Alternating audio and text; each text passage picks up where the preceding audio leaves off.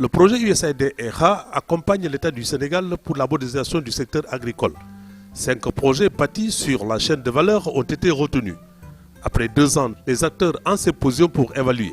Nous devons assister à la présentation d'un certain nombre de projets de recherche qui ont démarré, ça fait 2-3 ans, pour qu'on voit exactement qu'est-ce qu'on a pu obtenir comme résultat qui nous permettent d'améliorer encore les conditions en milieu rural et faire en sorte que le consommateur sénégalais consomme ce qui est produit chez nous. C'est de promouvoir la recherche et une approche de recherche qui met ensemble les universitaires, les chercheurs et les utilisateurs des résultats de cette recherche, ainsi que les représentants du secteur privé. Le projet d'intensification et gestion durable de la production du mil dans les zones de Thiès, Louga et Nioro, piloté par l'INSA, a fait l'économie de ces activités. Ça permet ici d'essayer de retrouver dans les 13 variétés élites et puis les tests de diverses provenances, quels sont les mécanismes qui expliquent la résistance. On a pris 6 variétés dont la Sossate, l'Esmi, qu'on va diffuser à 1000 paysans. Et les paysans sont régulièrement formés sur diverses techniques de production des semences, de conservation, de diffusion, et d'aider aussi les paysans à être de bons producteurs de semences qui ont un volet aussi le plus faible dans notre système de culture. La Casamance, la vallée du fleuve Sénégal et le delta étaient ciblés pour les contraintes du riz pluvial et la promotion du riz local, afin que les attentes du PSE en 2017 soient une réalité. Il s'agit dans ce cas précis de faire en sorte que la production du riz local soit accrue au niveau du Sénégal en vue de permettre la satisfaction des besoins alimentaires de nos populations. Nous travaillons dans la sélection de variétés améliorées qui sont tolérantes aux contraintes qui sont trouvées sur le terrain, à savoir la toxicité ferreuse, la salinité, mais aussi des variétés précoces et qui sont adaptées au nouveau cycle de la pluviométrie. Pour faire face à ce phénomène des changements climatiques, ISFAR Bambey a conduit le projet d'amélioration durable de la productivité céréalière en milieu salé. Et aujourd'hui, 1 700 000 hectares, notre projet financé par ERA s'est dit qu'il faut faire quelque chose.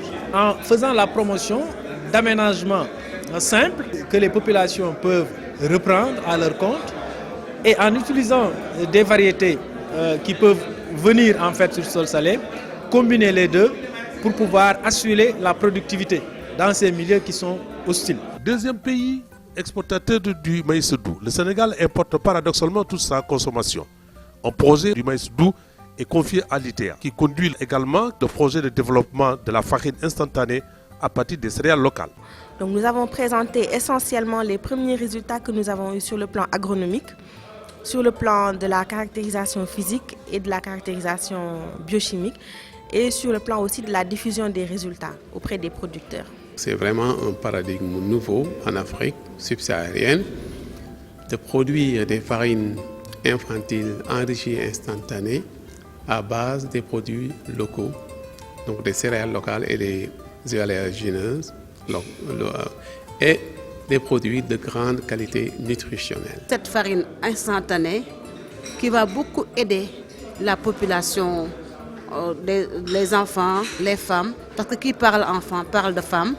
La transformation et la commercialisation sont 2 maillons de la chaîne de valeur où le secteur privé est attendu. Si nous prenons le secteur privé, il y a un volet semencier, il y a un volet production, exportation. Il y a aussi un aspect de transformation post-récolte. L'excellence de la coopération bilatérale Sénégal-États-Unis, rappelée par le ministre de l'Enseignement supérieur et de la Recherche lors de la cérémonie d'ouverture, a été illustrée par les projets de recherche collaborative Virginia Tech et Institution Sénégal. Yes, the ERA program as a whole is supporting dozens of students who are studying here in Senegal. As well, ERA is supporting a total of 20 graduate students who are studying at 4 U.S. universities. 7 of those students are in my department. And it's been very exciting for all of us in my department to have these students as a part of our department.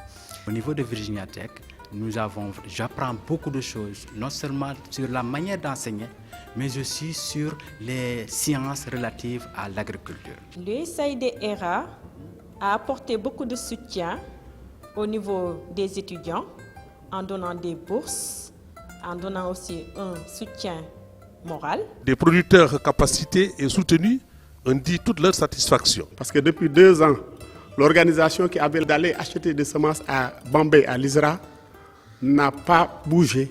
C'est l'USAID ERA qui achète les semences et qui fait les mises en place et les intrants qu'il faut.